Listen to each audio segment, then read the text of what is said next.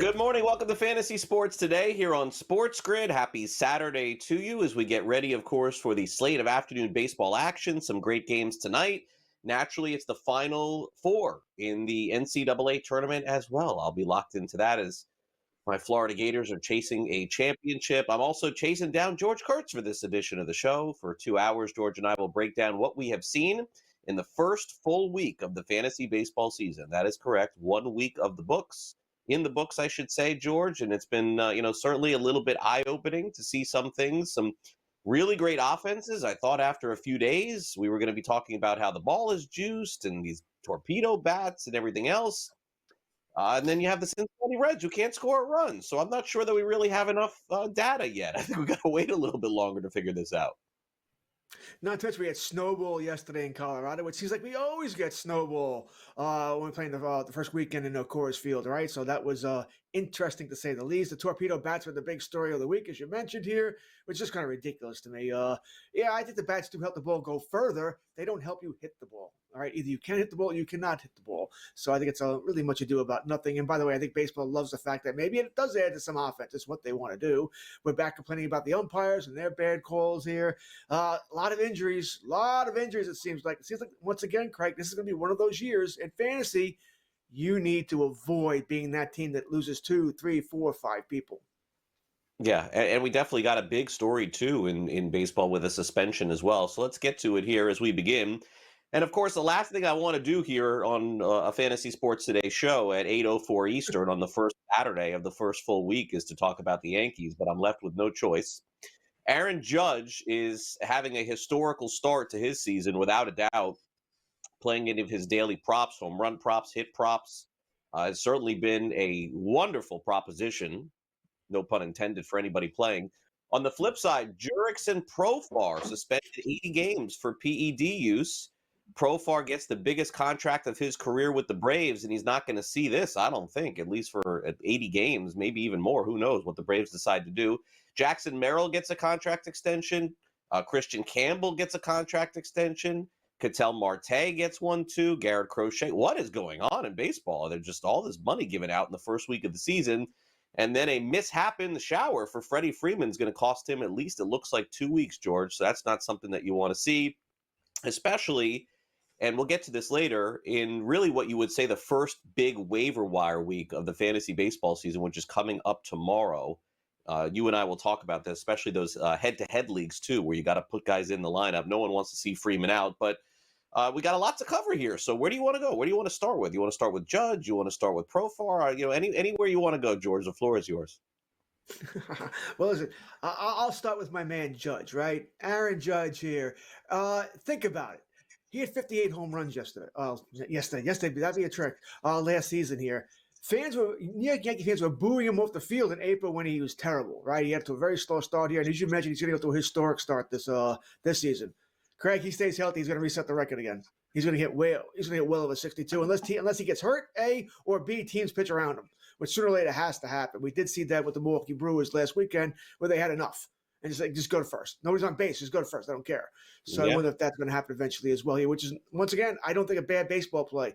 Let Austin Wells beat you. Let Jazz Chisholm beat you. Whoever's batting fourth, let that player beat you. Don't let Judge beat you. The Profar suspension, disappointing.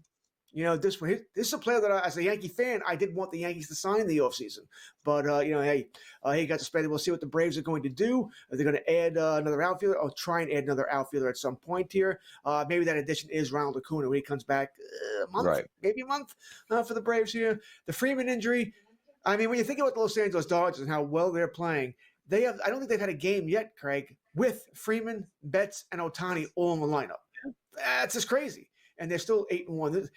Listen, of course it's going to hurt the Dodgers, but I don't think it's going to affect them all that much. This team is deep. They'll be fine here. We just need to get Freddie healthy at some point and see what he does there. So, like I said, it's been an interesting first week, to put it nicely. Yeah, definitely. So, and George, I was talking to a lot of people about this because I was at, doing a lot of pregame shows now for the Marlins this year. I was at that game against the Mets. One of those games. I'm doing so many games I can't remember, but we were all talking about these extensions. So they make sense, of course. I'm not saying that Merrill doesn't deserve one or the Red Sox aren't getting ahead of Campbell. I mean, we've seen the Braves play that card a ton. but I really didn't have a great answer for why I was asked, why do I think all of these players are getting extensions now? I think it affects fantasy because that the players that are there are going to be with their teams long term. It's easy in a dynasty situation now to identify, okay, I know Campbell is my infielder of the future at Boston. I know Merrill is my outfielder of the future in San Diego. But my initial thought, George, was that when some things like this happen, I tend to do play a little bit of the conspiracy theory, which is maybe the teams have some data that show that the offenses are about to explode this season. Let's get ahead of this now before we have to pay these guys later. But why 3 or 4 players in the same week? I still can't figure that one out. I mean, I kind of think with the extension, teams getting smart. Let's get ahead of this before they do big renewals, right? I mean, listen, this is great money for all these players, but if they were to wait until they're free agent, they'll make much more, assuming they keep being the player they currently are. I mean, Merrill looks like a superstar, right? He looks like a complete superstar here, and so he theoretically did sign light, but if I'm Merrill, I've got life changing. I mean, I'll never need. I have generations now that will never need money. And it's money I was never going to spend anyway, even if I waited until I became a free agent. So I think teams are sort of getting smart, trying to be proactive here. There is risk involved, of course. What if these players don't become Merrill? All of a sudden, I don't know, he's terrible. He gets hurt, injury after injury. He's never the same player. Christian Campbell's barely had a week in the majors, right? I mean, so there is. I think Lawrence Butler, then he signed one as well. Mm-hmm. So there is risk involved here with these players. Well, especially guys you haven't seen even play a full year. But I think it's about avoiding the big contract that's going to come up here. The player will sign because, for the most part, it's life-changing money, and they'd rather be comfortable now and not have to worry about it. Not have to worry about performing each and every game, each and every month, each and every year. We also hear, by the way, Matt McClain, apparently the Reds tried to work out one of these deals with him, and he said no. Either wasn't enough money or he wants to wait, whatever it is here. I wonder how happy the union is about this. I think you would probably know more than certainly than I would, because in some ways this drags salaries down a bit, right? Because they're not waiting for that big contract to come in 4 years, 5 years, whatever it might be. So it's a risk reward thing. If I'm a pitcher, Craig, I've always thought if I'm a pitcher, I'm signing this deal. My arm could blow out at any time, right? My shoulder, my elbow. I am signing this kind of deal. If I'm a hitter, and I really have trust in myself, and I don't need a lot of money for whatever reason right now, I'd probably wait it out a bit. Right. I'm glad you brought that up on the pitching side, George, because, I could speak to this for the Marlins, for Sandy Alcantara. So many people, George, as you know, are saying that Alcantara's got such a friendly deal and he could have gotten such a better deal from the Marlins. Has anybody at all stopped to think about the fact that the money that he's gotten paid, George, over this 6-year extension or contract, whatever it was, included a full season of not pitching at all and getting a full salary for not pitching at all? And I think it's a great point that you bring up, but I just don't think that people realize when those pitchers get contract extensions, even if it's a friendly contract, if they miss time, as you said, because of injury, they're still getting paid. So I think in those situations, it works out for the player, it works out for the team as well. So I'm glad you brought that to the table as well. So biggest surprise of the week, George, biggest disappointment of the week. I know we're going to have a lot of that throughout the show. I'll start. Now I know they won last night. I was shocked the Braves started 0-7. To me, I did not see that coming. Yeah, when you brought this up, that's the first thing that came to my mind. The Braves started 0-7. Rough start here. The Reds getting shut out 3 straight games, and there was no hit last night. They did score a couple of runs. That's probably my biggest negative surprise, I guess, is the Braves only winning 1 game, but the Reds are right there with them. Yeah, and maybe the biggest positive, honestly, and the biggest shock of the first 7 or 8 days is Ivan Herrera, catcher of the St. Louis Cardinals. Who saw that coming? My gosh, this guy's hitting better than Yadi Molina. We'll be right back.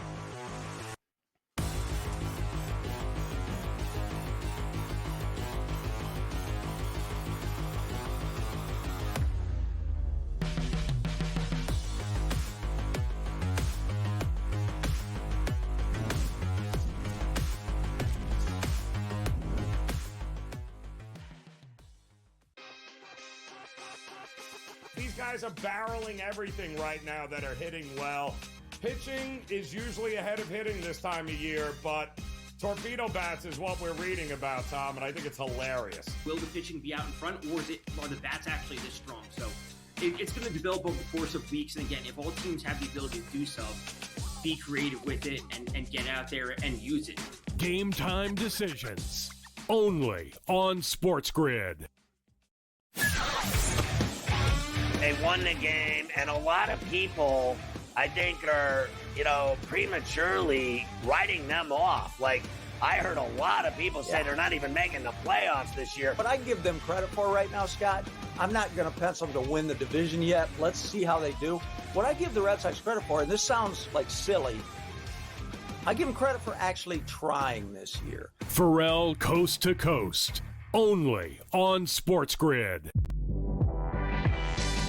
Duke has looked really impressive, and it's why they are a minus money favorite to go ahead and cut down the Nets in San Antonio. Kevin Willard's a hell of a coach. There's no mistaking it. Sussman's going to kill me. I think he's going to do a good job at Villanova. The Villanova people are very happy with it, and they think that he's going to do a great job. Betting above the rim, only on SportsGrid.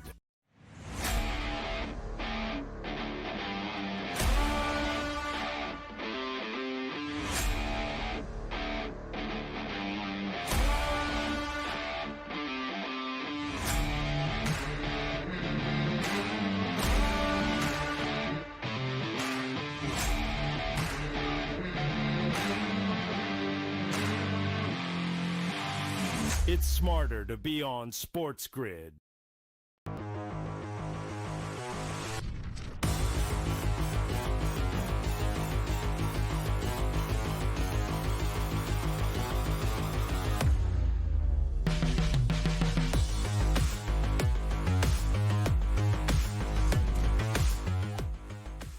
All right, welcome back to Fantasy Sports Today here on SportsGrid. Thanks for tuning in this morning. I know George is all pumped up for the big game between Florida and Auburn later today, so we'll get into that here on the show. My Gators, I cannot wait. I mean, Final Four, man. The final was last Monday. Oops. That was the NIT. George, who won the NIT?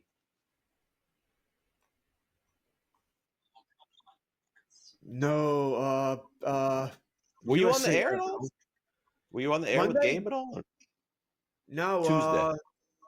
Tuesday. It was not. I'm on with Gabe Mondays and Thursdays, so I was not on. Gotcha. Okay. That being said, I Chattanooga. clipped his show. I should know. I knew Chattanooga played. What's their nickname? Mox? I have no idea. Never heard of it. No, once again, you could have given me 10 guesses. I would not have gotten Chattanooga. Congratulations. I know.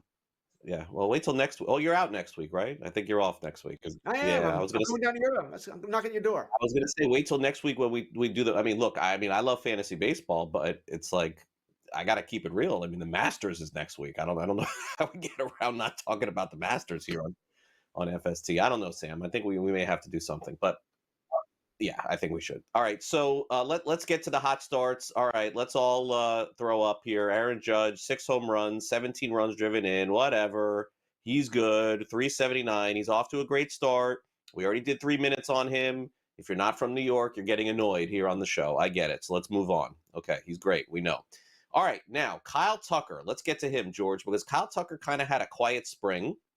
He's now with the Cubs. He was involved in that trade for Cam Smith, who's now with the Houston Astros. Tucker has 4 home runs, but here is the key. We played 1 week of the season, George. This is a great sign for him. He has 3 stolen bases thus far to go along with 11 runs driven in and a 308 batting average. Remember how high he was picked in drafts 2 years ago? I got a sneaking suspicion Tucker's well aware of his contract status, too. I think a big, big year is coming for him. He's a great player. He is an awesome player. All right. You have Vladimir Guerrero, who wants, $500-600 million? Tucker is a much better player. How much is he going to get, Greg? I mean, I think he starts at 6 and goes from there. And somebody's going to pay him the $600 million plus. This is an awesome player. You can always make an argument he's just as good as Juan Soto. All right. Fantasy-wise, now I don't have too many shares of Tucker because I was worried about what you were sort of mentioning here, the new team. How would that affect him? Would it take him a little while? New league. I know going to a new league is not what it used to be because we have interleague play. He's faced all these pitches before here, but it's in the back of my mind that maybe I don't want to, that 7th, I think his ADP was around 7th, that I don't want to spend that 7th overall pick on somebody I'm not completely comfortable with because of the trade here. But great start. and it is a contract year. If he ends up going 40-30, which wouldn't shock me, by the way, at all, I mean, he's going to be swimming in cash. Yeah, having a great start to his season. So is Fernando Tatis Jr. He's already stolen 5 bases, batting at the top of Padres lineup. Padres are playing fantastic too. He's hitting .433, 1 home run, 5 runs driven in. It's always been this with Tatis. Like, you knew that there's always that extra gear that can hit, and maybe it's going to hit this year. I've seen some fantasy owners complaining, actually, believe it or not, about Tatis. Is like, yeah, I mean, he's going to end up stealing 40 and he's going to end up hitting 25-30, but the RBIs are going to complaining about the RBIs are going to be down to like 60 or 70 with him batting at the top. And I mean, look, Luis Arias is batting behind him. He's going to have a high batting average. We don't know how many runs he's going to be driven in. So I guess, people will find something to complain about regardless in fantasy and in the world too. But Tatis off to a great start too. Fantastic. One's going to probably a top second-round pick there. He's playing like the player we know he can be. He's been a little disappointing, really, since he got suspended here, because he hasn't quite been what we expect him to be, which is a superstar, right? He's been good, but not that superstar. Maybe this is the year he will be that superstar player here. Certainly, I'm not. Listen, I like to complain as much as anybody, but if I have Tatis on my team, I ain't complaining. I love the start here. I get the RBIs, all right, but I think they'll come. I'm not really all that worried about it. And by the way, if he steals 40 bases or more, that's probably more than I had him budgeted for. So he's actually exceeding that. If he hits 25, 30 home runs, that might be more than I budgeted him for. So yeah, I'll take 15 less RBI if he's going to get me 5, 10 more stolen bases, because I know I probably needed the bases more than I needed the ribbies. Now, on the flip side, a couple of struggling players. What's funny is that everyone seems to be talking about Rafael Devers every day now. It's like it's gotten to that point. It's like you check the box score. Did he get a hit? Did he strike out? I think he's getting better, but the stats are just so ugly from this early part of the season. I don't know if we talked about this last week on the show, but this reminds me a little bit of that Jose Ramirez season where April and May were just so dreadful, and then he came back to have a fantastic second half. I think that will happen with Devers. Let's go to Christian Yelich, though. I mean, look, this is like, classic Christian Yelich. Like for 2 weeks of the season, whenever it is, this guy's going to hit like a buck, and then all of a sudden he starts going off. So, got no real worries about him. 0.83, 1 home run, 3 RBIs, 2 stolen bases. And then, we have another player here who I'm not worried about too, and that is Francisco Lindor. Francisco Lindor just had a baby, and personal stuff in the mind. He was on the paternity leave for a while. So for me, I got no worries about really either of those two players. I don't know what anyone expects from Christian Yelich at this point. He's never going back to hitting 40 and driving in 140, but both these guys will be okay. I think with all three guys, Devers, I think it was Gray last week who said he wasn't touching Devers, right? He had a lot of worries, and I sort of agreed with him. There's a lot going on with Devers, all right? The position switch, which we know he wasn't happy about it. Cora was able to smooth it over, we think, but he wasn't happy about the switch here. He's got coming back off the shoulder as well. Didn't play much in spring training, so there was a lot of worries about Devers here. That being said, I do think he'll be fine eventually. I wasn't touching Yelich with a 20-foot pole. Wasn't touching him. He's got the back problem. I just thought to me, he was somebody, no chance in hell. He's playing, 125 games. He's going to be on the IL eventually. Lindor, I have no worries about. Lindor, I'm grabbing here. I grabbed that. I had no issues with him. Just a slow start. Got to a slow start last year, too. It was fine. So I'm not worried about Lindor. Yeah, the Braves did. Let's be clear. The Braves scored 10 runs last night. So I don't think that anything you've seen in the first week is going to carry over. But George, Austin Riley, and the entire lineup really struggled in this first week. They did face San Diego and LA. I'll give them a little break, even though they should have lost every game. But they did face San Diego and LA. They're going to get all right, our aces. Yeah, our aces of the week up next.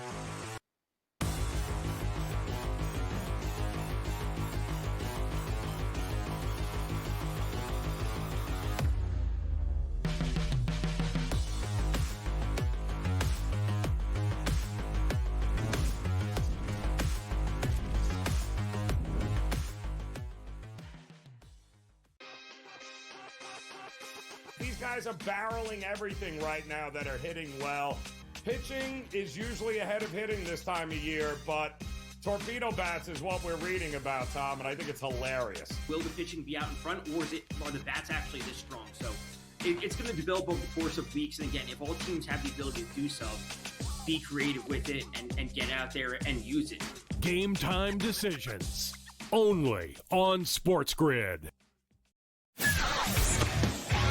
They won the game, and a lot of people, I think, are, prematurely writing them off. Like, I heard a lot of people say they're not even making the playoffs this year. What I give them credit for right now, Scott, I'm not going to pencil them to win the division yet. Let's see how they do.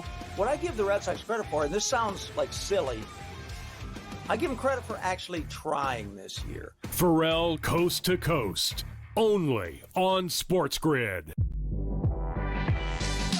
Duke has looked really impressive, and it's why they are a minus money favorite to go ahead and cut down the Nets and San Antonio. Kevin Willard's a hell of a coach. There's no mistaking it. Sussman's going to kill me. I think he's going to do a good job at Villanova. The Villanova people are very happy with it, and they think that he's going to do a great job. Betting above the rim, only on SportsGrid.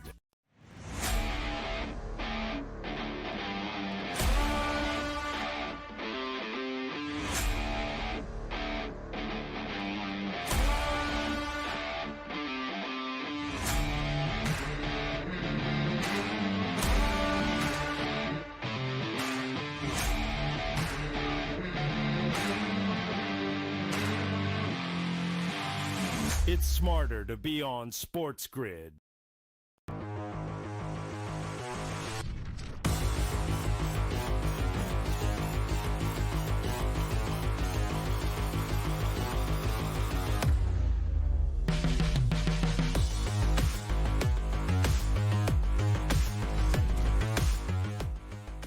Welcome back to Fantasy Sports today here on SportsGrid. It's time for us to dive into our pitching performances of the week, otherwise known as the aces of the week in fantasy that helped us win. Unfortunately, we can't really do two-star pitchers here on this show because I'm sure that by the time Sunday goes off, George, there are going to be players that made two starts for us in fantasy, but that's only applicable on Saturday and Sunday after they've pitched Monday or Tuesday. So for now, mine is Garrett Crochet of the Boston Red Sox. You never know how pitchers are going to do and players are going to do when they go from one team to the other. This is a huge, huge win for the Red Sox. At the time, I thought Crochet was good, but he is exceeding my expectations early on. Strikeouts, 8 shutout innings in Baltimore. Red Sox, George, I know the start they got off to is like, okay, it's nothing great, but I will say that almost every button they pushed has been correct, and that's so hard to do in this day and age of Major League Baseball. With the trades and free agency, you would look at this and expect, oh, okay, something they do will not work out. Maybe it's Walker Buehler. I know the reviews have not been great thus far on him. Maybe. But Crochet definitely looks like a fantastic deal for the Red Sox. We'll have to see how it works out for the White Sox in the long run. Yeah, when you think about it, they got Crochet, and they didn't even give up one of their top three, right? Meyer, Anthony, Campbell. All right, so they did a great job of getting this guy. I was curious about him as well, about how he would do, or how he will do pitching in Fenway. Lefty there. We'll see that. Yeah, I don't think he's made a start in Fenway yet. But like your pick there, he was fantastic. So, yeah, all good there. I know the guy I was going to pick, I had to think, he's pitched this week, not last week. The guy I wanted to go with, Tyler Glasnow, who's one of those two-start guys. He did well for me and Doug. In his first start, we'll see what he does over the weekend in Philadelphia. I guess maybe I should, before I sent this in, would have been nice if he pitched better last night, and that's Kevin Gausman of the Toronto Blue Jays. He had a very good first start against Baltimore again, encouraging. Once again, pitched against Baltimore. I think the Blue Jays are a team that could do some damage here, and I think Gausman has to be a big reason for that. He needs to be. I think he's the ace of that staff. I don't think it's Berrios. It's certainly not Scherzer. Francis maybe one day. So I think he needs to be that ace. Unfortunately, he did not pitch all that great against the Mets yesterday. Gave up a bunch of runs here. I want to say either 3 or 5. And maybe more concerning, he didn't have a strikeout yesterday, which I still can't believe he didn't strike anybody out. So Gausman was not my guy. He helped me win last week. This week, he's not going to do that. Yeah, no, and look, you look at top performances, and the other one that I wanted to mention, I guess my honorable mention, and really maybe was it fair to say he had the best stat line of the week this week is Zach Gallen, George? You think that is fair? Did he have the best start, you think, this week? He was good. He was really good against the Yankees the other night. Yeah, I think that's fair. I definitely think that's fair. He could have gone further in that game if Lou would have let him go yet. I mean, he was throwing hard. He was striking batters out, and he was hitting the bottom of that zone over and over and over again. I know it was a brutal night here in New York. It was cold. It was rainy. It was miserable. One of those nights, by the way, you couldn't pay me enough to go to a game. But he was good. He looked like the Cy Young Zach Gallen. If Zach Gallen's going to be that pitcher, Diamondbacks are going to be they're going to be a team with Gallen and Burns in a playoff series. Yeah, that's not going to be fun to play.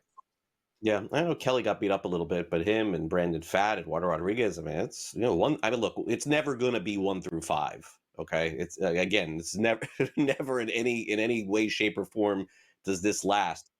Most teams, if you follow it through the years, if they get 1 through 5 through April, that's a win.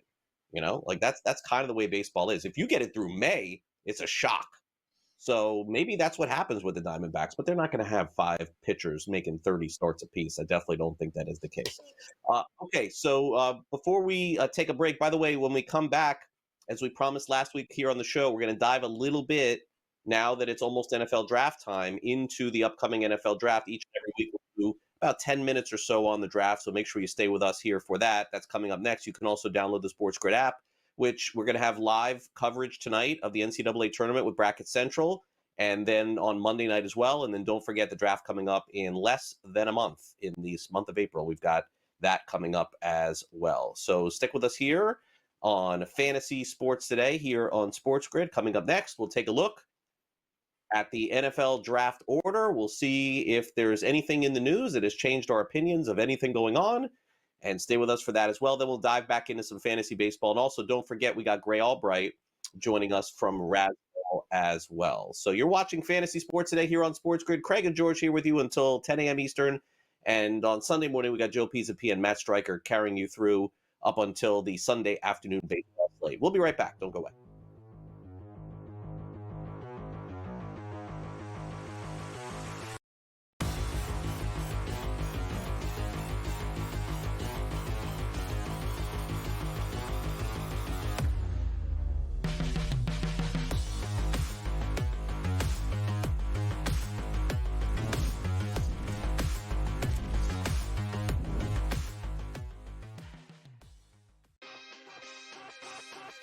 These guys are barreling everything right now that are hitting well. Pitching is usually ahead of hitting this time of year, but torpedo bats is what we're reading about, Tom, and I think it's hilarious. Will the pitching be out in front, or are the bats actually this strong? So it's going to develop over the course of weeks. And again, if all teams have the ability to do so, be creative with it and get out there and use it. Game time decisions, only on SportsGrid. They won the game, and a lot of people, I think, are, prematurely writing them off. Like, I heard a lot of people say they're not even making the playoffs this year. What I give them credit for right now, Scott, I'm not going to pencil them to win the division yet. Let's see how they do. What I give the Red Sox credit for, and this sounds like silly, I give them credit for actually trying this year. Pharrell Coast to Coast, only on SportsGrid. Duke has looked really impressive, and it's why they are a minus money favorite to go ahead and cut down the Nets in San Antonio. Kevin Willard's a hell of a coach. There's no mistaking it. Sussman's going to kill me. I think he's going to do a good job at Villanova. The Villanova people are very happy with him, and they think that he's going to do a great job. Betting above the rim, only on SportsGrid.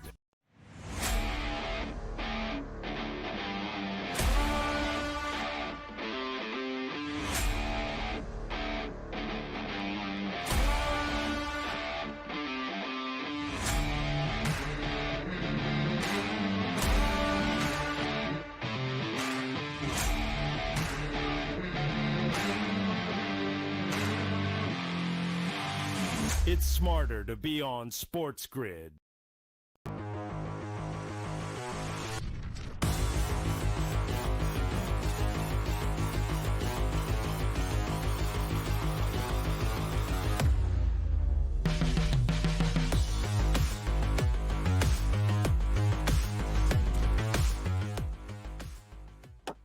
All right, welcome back to Fantasy Sports. Today, the NFL Draft coming up the 23rd, 24th, 25th, around that area of April. Still a few weeks to go, so it's March Madness time, baseball time, Masters, and then, of course, the NFL Draft. And we're getting closer and closer to this, George, and, certainly a lot of opinions on the different pro days, a lot of discussions surrounding the quarterbacks. For those of you who are getting into draft mode, this probably next 10-minute discussion is for you. The Titans do have the first pick. It seems like that's the only guaranteed pick in the draft. It's going to be Cam Ward, the quarterback out of the University of Miami. And Ward was, easily the best quarterback in college football and had what everyone seems to be saying is the best pro day to go along with it. So the Titans are going to take him number one. And then after that, things get crazy. I was actually out to dinner last night, and the host at the restaurant's a huge Giants fan. We're always talking Giants. He's like, who would you take with the third pick? And I'm like, I do not care what happened over the last month. I still would take Shedeur Sanders. Oh, no, I'm hearing a lot of stuff. I'm like, I don't know how this stuff is coming out about. This guy was easily as good as Cam Ward last year. I have no idea what is going on, but I'm going to guess he's not going to get past 3 or 4. A lot of quarterback discussion, George. I think from a fantasy perspective, Travis Hunter is in play there. It seems like Ashton Genty, the running back from Boise State, who to me is the best running back going into the draft. I know that there's other players that are getting talked about, but I still think he'll be a top 15, top 20 pick. Always a fun time of the year to get into this, but my opinion always remains the same. By the time the draft goes off and that first round is complete, there are going to be more quarterbacks than any of us think drafted in the first round of the NFL draft. It happens like clockwork every single year, and I would expect that to happen this year as well. I would agree with you. I already have a bet on over 3.5 quarterbacks taken. I think you and I talked about this months ago, that this was a good bet to take here for the reasons you mentioned there. I agree with Cam Ward's going 1, right? That sort of is the one thing we sort of know at the top of the draft, that Cam Ward goes number 1 here. Cleveland, this is where the draft starts here. Do they let Sanders pass? All right. It seems like the answer is yes right now. Now, I sort of agree that the best player in the draft is probably Trevor Hunter. All right. It probably is Trevor Hunter. He can play wide receiver, cornerback, both, whatever you want to do there. So maybe Cleveland's just going with that, with that philosophy. We're going to take BPA here. All right. If you think Hunter's a generational player, then fine. All right. I get it. But you don't have a quarterback. You just don't have a quarterback. Giants at 3. Haven't they telegraphed us, Craig? They signed Russell Wilson, signed Jameis Winston. You're sort of telling us, hey, you're not trading up. You wouldn't have done this. So you're going to trade up to grab Sanders or Ward. I think they're sort of telling us they're not taking a quarterback. Maybe they take up Drew Carter. You think they're driving Sanders? I don't know. I don't know. I don't. Look, I think so again, my opinion only.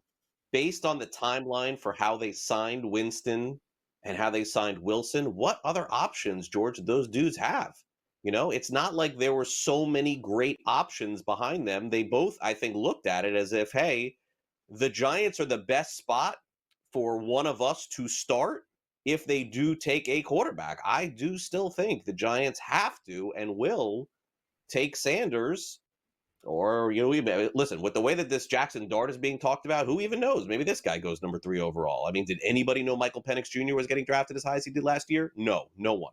So I still do think that that's what the Giants are going to do. I have zero confidence in Russell Wilson.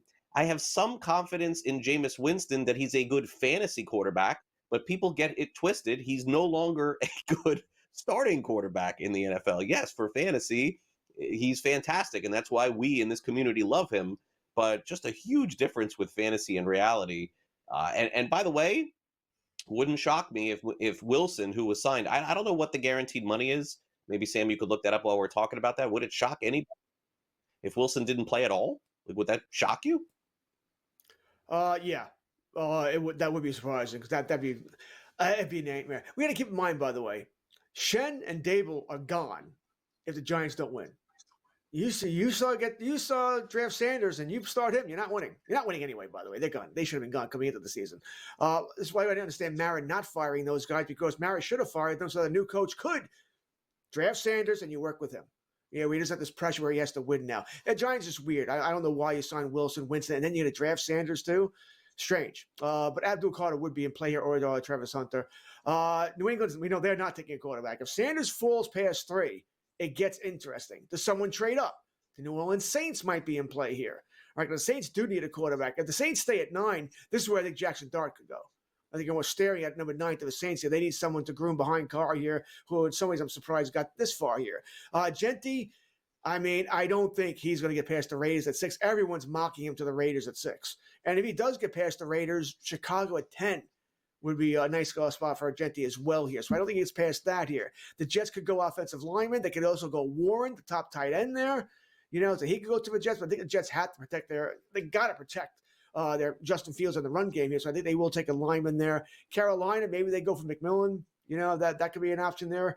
I said Saints, I have for Dart here. Chicago running back, or once again, you can make an argument they can get Goulden, stretch out that defense here. So we'll see where these guys are going to go. But the quarterback is definitely where Sanders goes is going to be all the rage here. Like I said, to be honest with you, Craig, if I'm Cleveland, I'm taking Sanders at 2.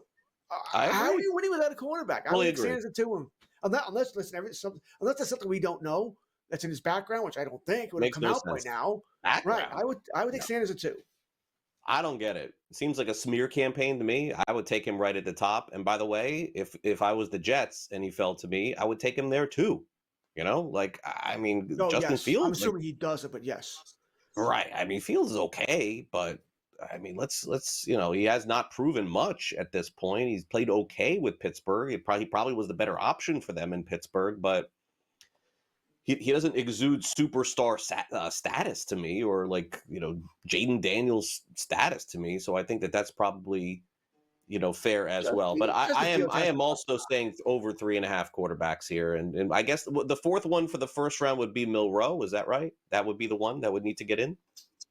Tyler Shaw is making a lot of noise here. Pittsburgh at 21. Yeah, he's climbing up boards. Pittsburgh at 21 is also interesting because if this the whole Aaron Rodgers situation. You didn't want to talk about Aaron Judge. There's another Aaron for you that I don't want to talk about, but Aaron Rodgers, because the Pittsburgh needs to know by draft time, are you going to sign with us or not? Because if he signs there, you're not drafting a quarterback, because there's no way Aaron Rodgers is going to want to play with a rookie quarterback. Because he's going to know that guy's going to have to play eventually. He's not going to want to do that. So Pittsburgh will need to know by draft time, is Aaron Rodgers going to be their quarterback, our quarterback? I sort of think he has no choice. Where else are you going to sign? Unless you're going to wait till camp and see if someone gets hurt, or wait out the Minnesota Vikings. They really truly believe in J.J. McCarthy. But if you're looking for your fourth quarterback, or when that's going to happen, Pittsburgh at 21 would make sense, or somebody trading back into the first round. Let's just say for giggles here, Cleveland or the Giants don't take Sanders. One of those could jump back in. Right, could jump back into the first round to get that 5th-year guarantee on a quarterback let's say, if Dart falls or Milroe or Shaw, whoever it might be, to jump back into the first round. I can see that happening as well. Either way, I'm right on board with you. I think we will get 4+ quarterbacks. Yeah, maybe even 4.5. I wouldn't shy away from that. By the way, did you send me? Was this FanDuel or DraftKings, Sam? I'm sorry, FanDuel. If Sanders doesn't get taken, George, by the Giants, and he gets drafted anywhere else, you're making so much money on FanDuel. On Cleveland, he's plus 320. He's 9-1 to go to the Jets. I think that tells us there's no way FanDuel's giving out these odds not knowing that he's going to the Giants. I'm just telling you, man. I just don't think he's getting past 3, man. I don't think so. I don't think he should get past 2. I don't. But Giants at 3. It's just weird. Why would you do all these signings? You're going to play because you draft Sanders, he has to play. Maybe not from week 1, but he has to play. Yeah, it is a little weird what the Giants are doing, but we've said that for 2 years. All right, coming up next, 2-start pitchers in fantasy baseball. We'll be right back.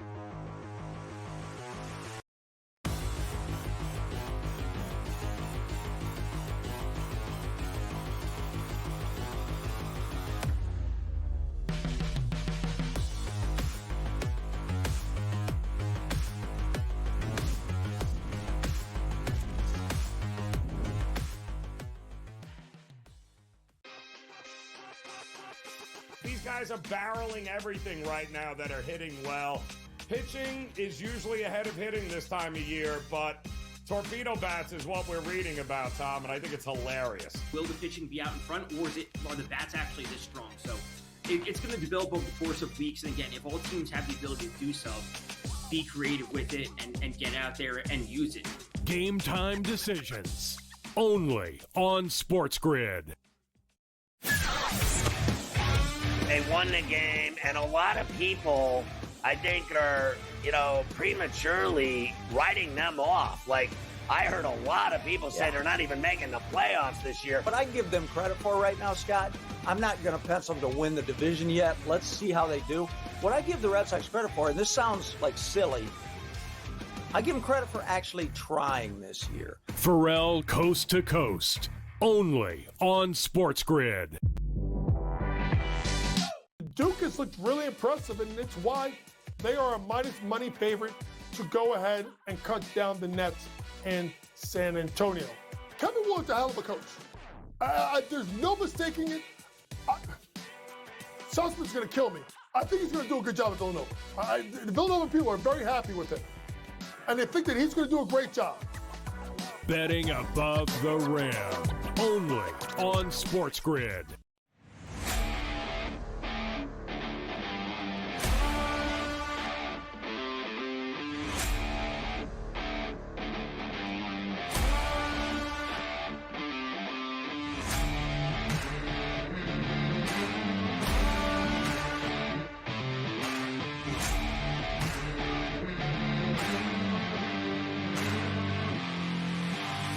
It's smarter to be on SportsGrid.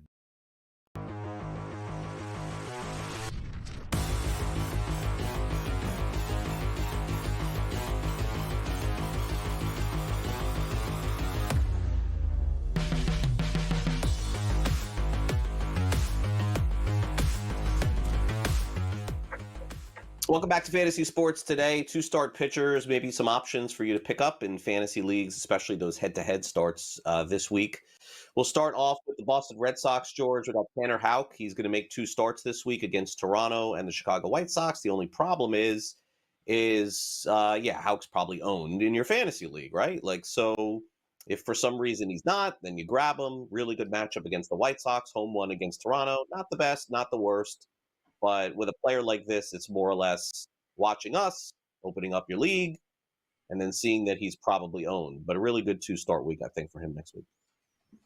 Yeah, he's available. Hey, you're definitely going out and grabbing him here. It does play, Toronto's good offense there, so that could be a problem. But Tanner Houck is somebody.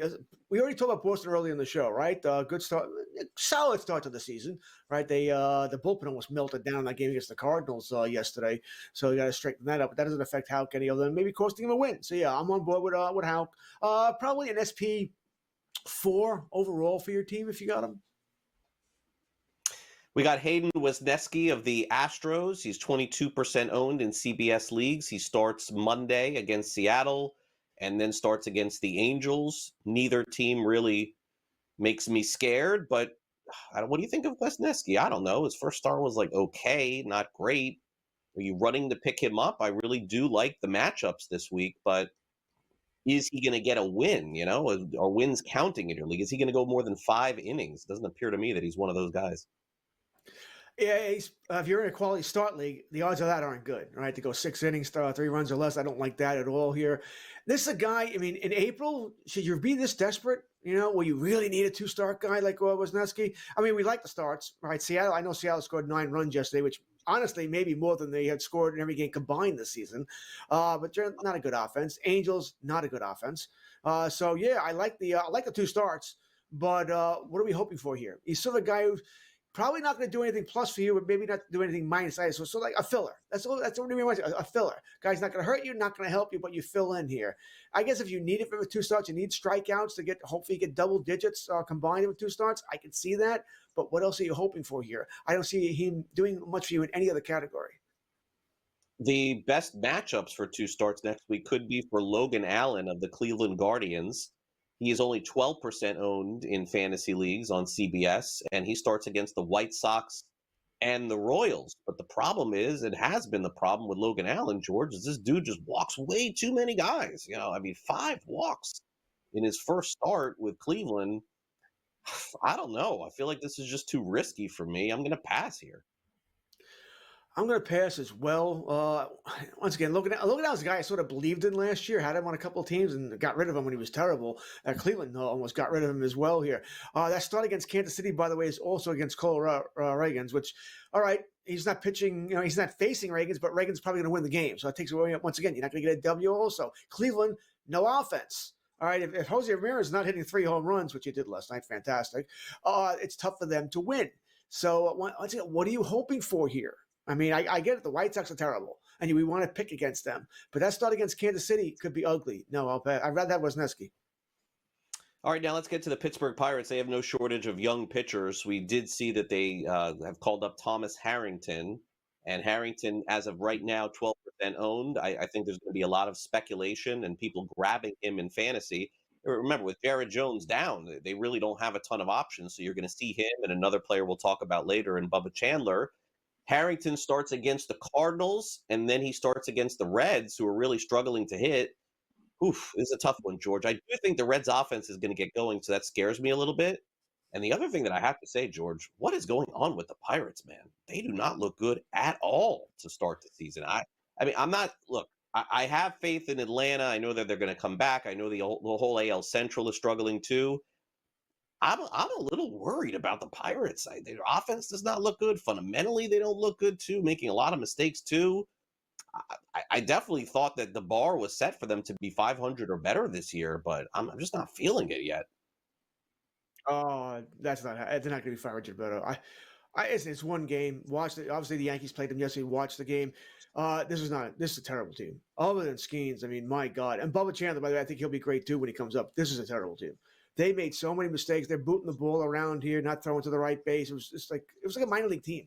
It's like a team that's still learning how to play, which, by the way, is not surprising. They got a couple of players never heard of. Canario, and I was like, what is going on here? They were so disappointing that you had Skeens. This is before Jones got hurt. You had Skeens, Jones, and Chandler, right? And theoretically, no one can match that. The top 3 is like, wow. When all healthy here, and they did nothing else. You didn't add any offense. The fans yesterday after the first inning were chanting "Sell the team." I mean, my God, I think things are gonna get ugly there. I mean, just ugly in Pittsburgh, which is a shame. It's a beautiful ballpark, probably my favorite ballpark of all the ones I've been to here. Beautiful. I think if they would have added a bat or two.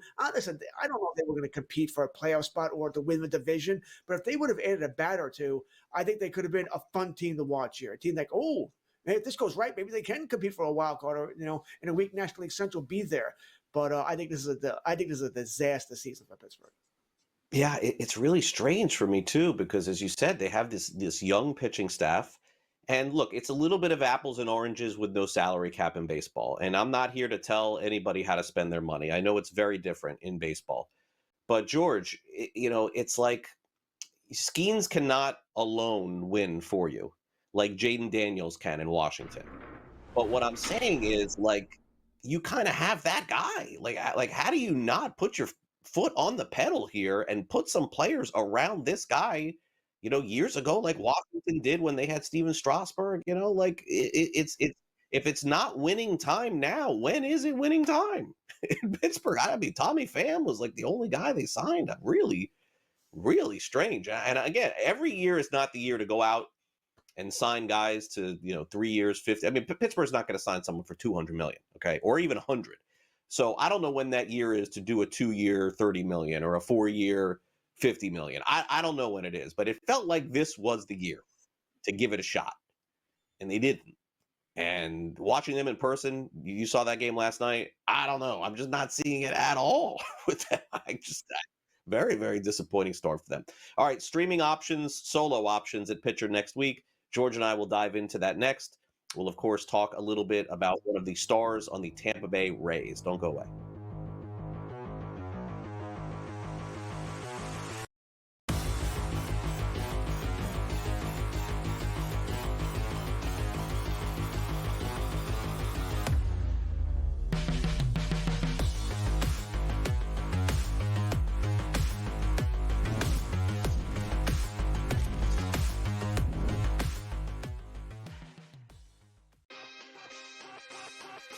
These guys are barreling everything right now that are hitting well.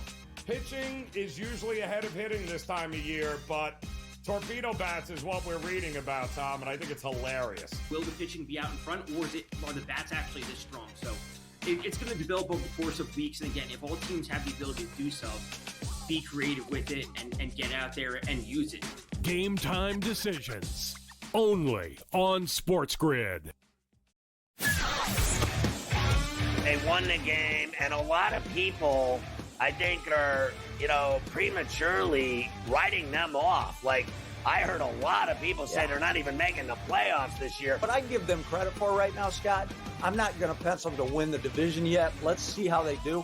What I give the Red Sox credit for, and this sounds like silly, I give them credit for actually trying this year. Pharrell Coast to Coast. Only on SportsGrid.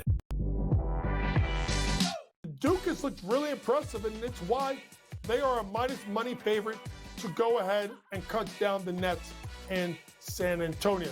Kevin Willard's a hell of a coach. There's no mistaking it. Sussman's going to kill me. I think he's going to do a good job at Villanova. The Villanova people are very happy with him, and they think that he's going to do a great job. Betting above the rim. Only on SportsGrid.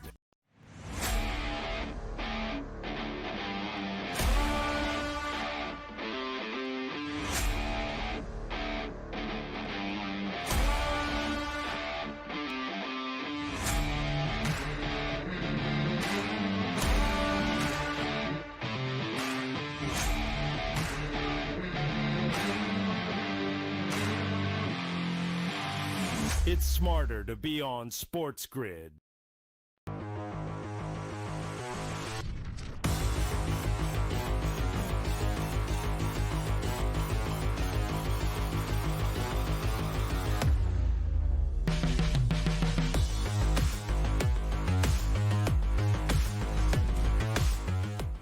All right, welcome back to Fantasy Sports Today here on SportsGrid. We gave you some two-start pitchers. Now let's go through some potential streaming options for the coming week. We'll start off with the Tampa Bay Rays. Shane Baz will start against the Angels, and that's coming up, George, on Tuesday.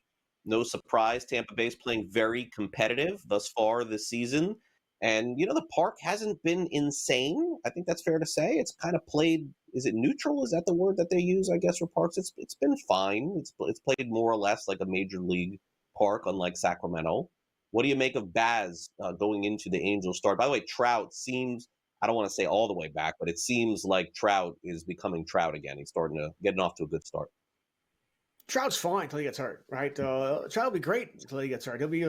He'll play like a first-round pick until he gets hurt. I just don't have much faith that he doesn't get hurt there. Listen, I am so annoyed that I didn't take Baz in probably more leagues than I did here. I wanted him. He was a future, at one time a top prospect, and he got hurt, and he had a terrible spring, and now he looks like he's being that guy again. Versus LA, I would rather have Baz than all the two-star guys we talked about. Maybe Houck I would rather have over him. But Baz is a better pitcher than all those guys. So, yes, I am on the Baz train here. Steinbrenner Field, by the way, is modeled at the Yankee Stadium. The only difference is, of course, it's not enclosed, but it's still modeled at the Yankee Stadium. So it should eventually be hitter-friendly. Right now, I think it is playing more neutral, but it should eventually be hitting-friendly there. So I guess that's something you take into account there. But I don't want to say I'm all in on Baz, but I'm a big believer. So, yes. And, by the way, it's Tampa Bay. Pretty much want any of their starters. They all turn out to be gold here. So, yes, I'll take Baz versus LA. Yeah, and Tampa's bullpen looks good as well. All right, so Eric Fedde, not a great start for the Cardinals. Cardinals have been involved in a lot of slugfest, George, thus far. It seems like just kind of back and forth. Their defense is not all that great. He's got this great matchup against Pittsburgh on Wednesday, but I don't have a high level of confidence here. I mean, I could see the Cardinals winning in 7-5 or something like that. So he'd be a pass for me. It's Pittsburgh. Yeah, I'm starting Fedde. All right. Yeah. All right. It's that lineup. Craig, I mean, like, who the hell is this guy? It's like watching the movie Major League when they're saying, "Oh, who are these guys?" That's right. I feel like looking at Pittsburgh. And by the way, Tommy Pham got hurt yesterday. He came out of the game Yeah, I after saw the that. first Yeah. at bat. I mean, you may be saying, "Who cares, Tommy Pham?" Well, you know what? He's one of the few names you know there. All right, so he got hurt. So I don't know. I don't know the severity of the injury, by the way. So Yeah, Fede against Pittsburgh. You know, what's the old line here from, I forget the movie now, with Tom Cruise. You had me at Pittsburgh. I'm starting Fede. You had me at Pittsburgh. What movie's that from? It's the movie with Tom Cruise, the agent. You had me at hello, something like that. Oh, yes. Jerry Maguire. I thought you That's said it. Tom Hanks. Yeah, I wasn't listening close enough. All Love right, Tom Hanks. Gavin Williams for Cleveland starts against the White Sox. The worm will turn with the White Sox, and they'll start losing a bunch of games. It's probably an easy pencil in here, right? Love Williams too, right? Yeah. Cleveland pitches ballpark. I was on Williams last year. It didn't happen. He was terrible. Listen, I can make the same joke again. You had me at White Sox. You want to pick against the Pirates, almost the Penguins. You want to pick against the White Sox, the Angels, the Rockies when they're not playing in core. There's a couple other teams as well here you can pick on. Marlins, go there. Easy. These are teams you're picking on. All right, they don't have much on offense. And Gavin Williams, by the way, I think Gavin Williams is somebody you keep on your team. By the way, I think he is that kind of guy. Upside. He was supposed to be this guy last year. Didn't quite come back from the injury at full strength, 100% here. I think he's a guy you want for the entire season. All right, Brady Singer, fantastic thus far. Reds just aren't scoring runs, but if you just getting the memo here, it seems like we're picking on Pittsburgh a lot here. He starts Friday night against them. So an easy one here. I am very curious to see if the Reds back him with some offense, how many games he can win, because he's one of those guys that can go 7 innings, 8 innings into a game. Yeah, he's that kind of guy, right? He's not sexy. He's not going to strike out double digits, but he's a pitcher. He's a pitcher, and he can go deeper. I do worry about, once again, you're playing in that ballpark, but not so much in April, and not against Pittsburgh. All right, so yes, I'm on board here as well. Like I said, I'm picking against. As soon as you tell me they're playing these guys, if I can't start him against these teams, against the Pittsburghs, the White Sox of the world here, why is he on my roster? I mean, really, am I that deep that I can't start him against bad offenses? Then he probably shouldn't be on my team. I'm looking to trade him. Fair enough. That's what we got here for some single start pitchers next week. Coming up next, it's time to hit the waiver wire in fantasy. We'll see if there are some younger that you can grab and stash on your fantasy roster, maybe players that come up in May or June, maybe even get traded to other teams at the deadline. Hour 2 of Fantasy Sports Today is next.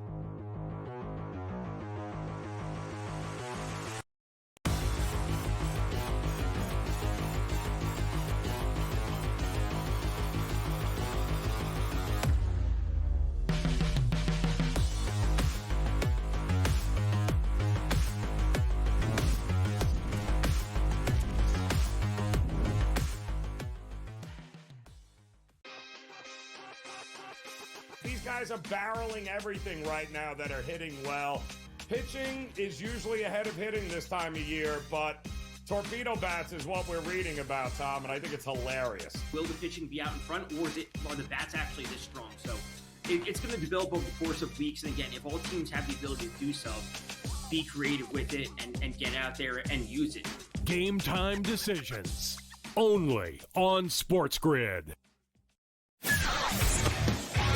They won the game, and a lot of people, I think, are, prematurely writing them off. Like, I heard a lot of people say they're not even making the playoffs this year. But I give them credit for right now, Scott.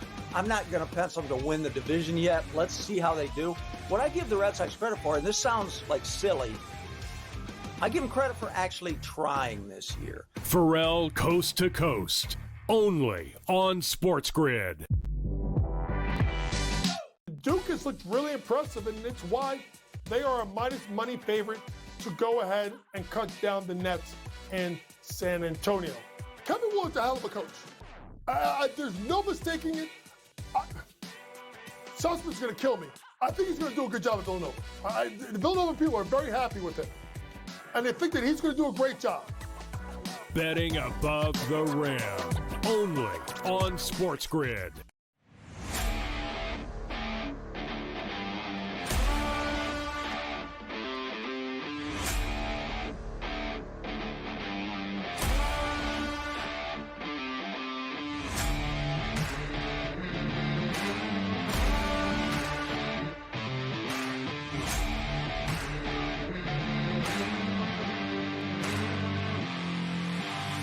It's smarter to be on SportsGrid.